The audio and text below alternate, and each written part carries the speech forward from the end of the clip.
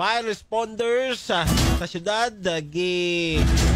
tudloan sa pagpatay sa kayo nga way mga gamit nga tubig. Uyawa ko din Atong paminawon detalyes maong balita mga kapuso. Alan Mahal sa Super Radio. Yes, Super Alan, pasok.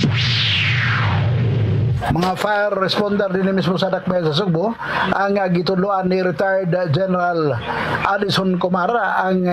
usa sa mga head di mismo sa City Disaster ning Dakbayan sa Sugbo unsaon pagpatay og kayo nga way gamit og tubig sa nahitabo nga aktual nga pagresponde sa usa ka fire rescue forest fire di mismo sa may barangay Buhisan. Usa ka reenactment ang ilang gipatuman mikalambigitan nini diin gipakita nga mismo sa mga responder unsaon pagpatay sa kayo nga way gamit og tubig ang gamit ini kadto mismong mga sanga sa kahoy nga dunay buhi nga mga dahon nga gigamit ini aron patay sa isgutan nga kayo pinagit sa lambos sa isgutan nga mga sanga sa kahoy nga to mismo sa kayo o gumikan nini napatay ang isgutan nga kayo nga way gamit nga tubig apan bisan pa manini gituduan usab ang mga responder pagbuhat og fire extinguisher nga gamit